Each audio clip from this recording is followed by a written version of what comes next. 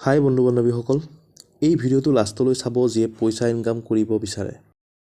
ভিডিঅ'টো অলপ দীঘল, কিন্তু যাৰ পইচা ইনকাম কৰিব মন তেওঁ নিশ্চয় চাব। 4টা এনেকুৱা অভ্যাস আমাৰ আছে যি আমাক ধনী হ'ব নিদিয়ে, আৰু এই 4টা অভ্যাসৰ বিষয়ে এই ভিডিঅ'টোত আমি আলোচনা কৰিম। প্ৰথমটো হ'ল প'ৰ মেণ্টেলিটি।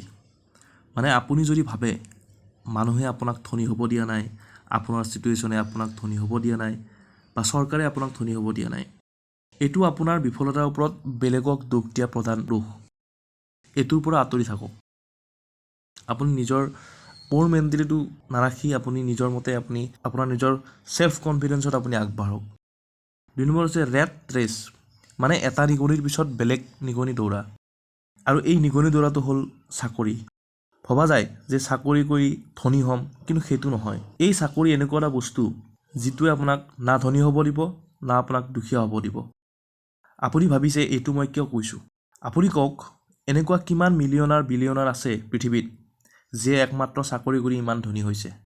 যিয়ে এইটো ভাবি লৈছে যে মই চাকৰি কৰি ধনী হ'ম, ডাঙৰ মানুহ হ'ম, আৰু যিয়ে ভাবিছে এইটো সি মৰালৈকে ধনী হ'ব নোৱাৰে।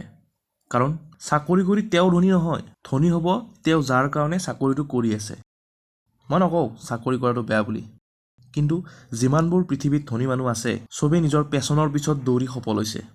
যদি আপুনি নিজৰ পেচনৰ পিছত দৌৰে সেই পেচনে আপোনাক পইচা নিশ্চয় ইনকাম কৰি দিয়ে। 3 নম্বৰটো হৈছে ছিকিউৰিটি এণ্ড ইনছিকিউৰিটি। মানে আপোনাৰ যদি ছিকিউৰিটিত জীয়াব মন আছে আৰু যদি আপুনি ইনছিকিউৰিটি কেতিয়াও সহ্য কৰিব নোৱাৰে, তেতিয়াহ'লে জীৱনত ধনী হ'ব নোৱাৰে।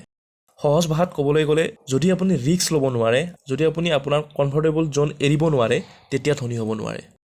আপুনি ভাবিছে মই এইটো কিয় কৈছোঁ? আমি সকলোৱে জানো ইলন মাস্ক বৰ্তমান টুইটাৰৰ অ'নাৰ। তেখেতৰ 3খন ৰকেট ফেইল হৈছিলে, আৰু 4 নম্বৰ ৰকেটখন লঞ্চ কৰিবৰ কাৰণে তেখেতৰ হাতত পইচা নাছিলে, পইচাৰ অভাৱ আছিলে। কিন্তু তেখেতে কি কৰিলে? ৰিস্ক ল'লে। যদি তেখেতে ৰিস্ক নল'লে হয়, 4 নম্বৰ ৰকেটখন যদি ৰিস্ক নলয় তেখেতে লঞ্চ নকৰিলে হয়, তেতিয়াহ'লে তেওঁ আজি পৃথিৱীৰ ধনী ব্যক্তিসকলৰ তালিকাত নাথাকিল হয়। এইটো তেওঁৱে কৰিব পাৰিব যাৰ নিজৰ ওপৰত পূৰা বিশ্বাস আছে, নিজৰ ওপৰত চেল্ফ কনফিডেন্স আছে। নিজৰ ওপৰত চেল্ফ কনফিডেন্স ৰাখি আগবাঢ়ক, এদিন নহয় এদিন সফল হ'ব। আৰু এই যি চেঞ্জ অফ ছিকিউৰিটি হয় ন, যে মোৰ কাম গুচি যাব, মই কেনেকৈ আগবাঢ়িম, এইবোৰ চিন্তাধাৰাই জীৱনত মানুহক আগবাঢ়িব নিদিয়ে। 4 নম্বৰটো হৈছে প'ৰ ছেভ হোৱাইল ৰিচ ইনভেষ্ট। মানে দুখীয়াই পইচা আহৰণ কৰি, মানে দুখীয়াই পইচা ইনকাম কৰি জমা থয়। দুখীয়াই পইচা ইনকাম কৰি জমা থয় আৰু ধনীয়ে ইনভেষ্ট কৰি ইনকাম কৰে। ডিফাৰেঞ্চটো তাতে।